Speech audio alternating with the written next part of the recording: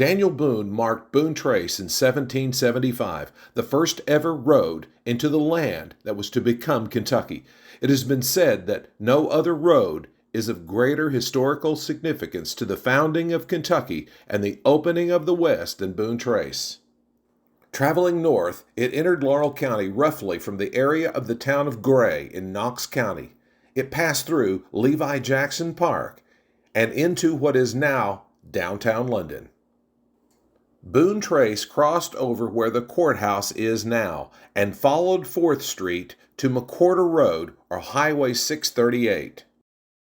Friends of Boone Trace are currently involved in research to plot specific points along the trace. The trace proceeded to Hazel Patch down on Highway 490 and exited Laurel County, crossing the Rockcastle River. In 1942, to commemorate the 150th anniversary of the founding of Kentucky, the Laurel County Historical Society looked back at the history of our state and decided that commemorating Boone Trace would be appropriate and valid. It then placed several stone markers along the alignment of Boone Trace through the county under the direction of L.B. McHarg. This year, 2022, is the 80th anniversary of the 1942 marker placement and the 230th anniversary of the founding of Kentucky in 1792. This video is to direct you to the existing 1942 Boone Trace markers throughout the county, south to north, such that you can get in your car and visit them yourself. There are many points of interest along Boone Trace, but for the purpose of this presentation, we will focus on the historic markers. Since Boone Trace enters Laurel County from Knox County, for simplicity's sake, we will start this tour on Highway 229.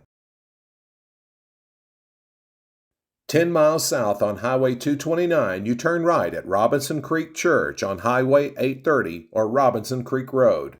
Traveling out Robinson Creek Road 2.3 miles and you'll find the southernmost and first 1942 historic marker for Boone Trace. The marker is just a few feet off of the right-of-way sitting behind a telephone pole. As you leave this marker, you head toward McHarg. Boone Trace passed through the intersection of 1223 at McHarg Christian Church. A historic marker previously placed here was damaged and removed. From McHarg Crossing and traveling on Hopkins Cemetery Road, you turn onto Echo Valley and onto Cherry Hill Road. Cherry Hill Road is believed to be Boone Trace now paved over. This brings you to the Raccoon Springs marker, located on the property of Bill DeWeese, and represents a common campsite for long hunters, including Daniel Boone. You can consider Raccoon Springs to be the first social gathering spot in Laurel County. After leaving Raccoon Springs, the trace passes through a large wooded area, and the next marker is located on the northern hillside along Slate Ridge Road. This Boone Trace marker is located just off the road on a bank past Boggs Road, on your right, headed toward South 25. Turning right on South 25, the Ferriston marker can be seen next to the road tucked between laminated timbers and the practice golf course on South 25. Next, entering Levi Jackson Park and in the back of the park behind the clubhouse, a marker is located at the southern end of a short segment of the actual Boone Trace. The marker and a short segment of the trace is located behind the park's clubhouse. On the northern end of the trail is a DAR marker placed in 1915 on Boone Trace. This is 16 years before Levi Jackson Park was established, thus confirming the legitimacy of this segment of Boone Trace. Across the street is the McNitt Defeat Cemetery marker, which marks the site of a massacre that occurred on Boone Trace in October of 1786. McNitt Defeat is one of several massacres that occurred along Boone Trace throughout history. Boone Trace proceeded into downtown London, where a marker is located in front of the courthouse. This is one of two places along Boone Trace where it intersected with a road that would later be built, the Wilderness Road. Boone Trace continued out 4th Street, turning north onto McWhorter Road, or Highway 638. At the corner of Sam Black Road and 638 is another historic marker.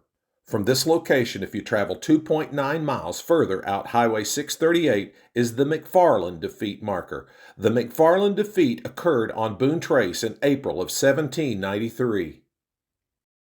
About 5 miles away at the intersection of Highway 30 and Feltner Steer Road is another historic marker.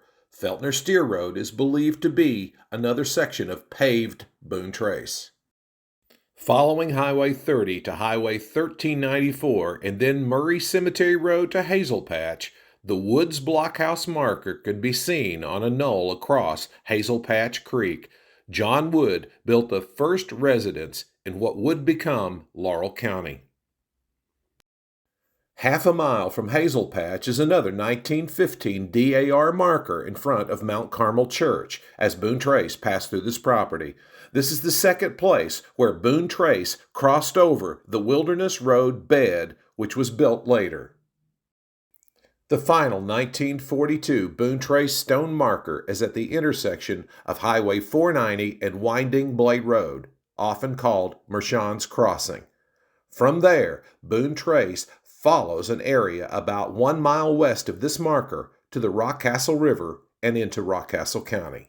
Thank you for watching this presentation. For more information about the activities of the Friends of Boone Trace, visit us at BooneTrace1775.com.